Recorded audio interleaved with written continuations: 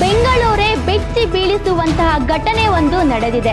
ಒಂದಲ್ಲ ಎರಡಲ್ಲ 40ಕ್ಕೂ ಹೆಚ್ಚು ತುಂಡು ತುಂಡು ಪೀಸ್ ಮಾಡಿ ಫ್ರೀಜರ್ನಲ್ಲಿ ಇಟ್ಟಿರುವಂತಹ ಕ್ರೂರಿ. ಬೆಂಗಳೂರೇ ಬೆಚ್ಚಿ ಬೀಳಿಸುವಂತಹ ಘಟನೆ ಒಂದು ನಡೆದಿದೆ. 29 ವರ್ಷದ ಮಹಾಲಕ್ಷ್ಮಿ ಎಂಬವರನ್ನ ಕೊಲೆ ಮಾಡಿ ಫ್ರೀಜರ್ನಲ್ಲಿ ಇಟ್ಟಿರುವಂತಹ ಘಟನೆ ಬೆಳಕಿಗೆ ಬಂದಿದೆ. ಹಲವು ದಿನಗಳಿಂದ ಗಂಡ ಹೆಂಡತಿಗೆ ಕರೆ ಮಾಡುತ್ತಿದ್ದ. ಹೆಂಡತಿ ಕರೆಗೆ ಸ್ವೀಕರಿಸುತ್ತಿರಲಿಲ್ಲ.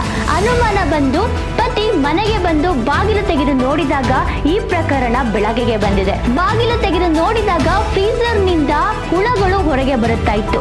ತಕ್ಷಣ ಪೊಲೀಸರಿಗೆ ಕರೆ ಮಾಡಿ ಈ ವಿಷಯವನ್ನ ತಿಳಿಸಿದ್ದಾರೆ. ಇನ್ನು ಹೆಚ್ಚಿನ ಮಾಹಿತಿಗಾಗಿ ನೀವು ನೋಡ್ತಾರೆ ಚದುರಂಗ ವಾಹಿನಿ.